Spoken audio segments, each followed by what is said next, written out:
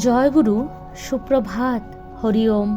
ওম অখণ্ড সংহিতা বা অখণ্ড মণ্ডলেশ্বর শ্রী শ্রীমৎ স্বামী স্বরূপানন্দ পরমহংসদেবের অমৃতময় উপদেশবাণী, ত্রয়োদশ খণ্ড। সেবা বুদ্ধিতে কীট। কথা প্রসঙ্গে একজনকে শ্রী শ্রী বাবামণি বলিলেন, ফুলের মধ্যে যেমন কীট থাকে, সেবা বুদ্ধির মধ্যেও অনেক সময় তেমন গলদ দেখা যায়। একজন হয়তো মস্ত বড় কর্মী, মস্ত বড় আদর্শবাদী, মস্ত বড় সেবক, কিন্তু গুরুস্থানীয় কেউ যেই কোনো দোষ উদ্ঘাটন করে তাকে আরো সুন্দর হবার জন্য উপদেশ দিলেন, অমনি হঠাৎ সেবক মশাইয়ের আহত আত্মাভিমান মাথা উঁচু করে উঠল।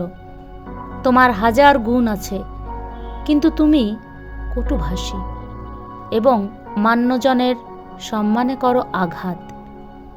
যেই এই ত্রুটিটুকু দেখালুম, অমনি তুমি সাপের মতো ফোঁস করে উঠে বলে বসলে, যান মশাই, আপনার প্রতিষ্ঠানে আমি কাজ করব না।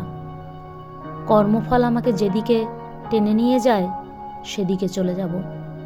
অত কথা শুনতে আমি রাজি নই। তোমার হাজার গুণ, তুমি পরিশ্রমী, অধ্যবসায়ী, দৃঢ়চেতা, কিন্তু কবে কোন কাজটা কিভাবে করেছ তা জানতে চাইলেই বিপদ। সোজা বলে বসবে, অত জবাবদিহি দিয়ে কাজ করা আমার পোষাবে না।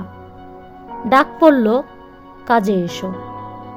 অমনি তুমি হংকার করে বলে বসলে, আগে শর্ত ঠিক করুন মশাই, কটা থেকে কটা আপনার সংঘের কাজ করব, আর কটা থেকে কটা আমি নিরঙ্কুশ ও স্বাধীন।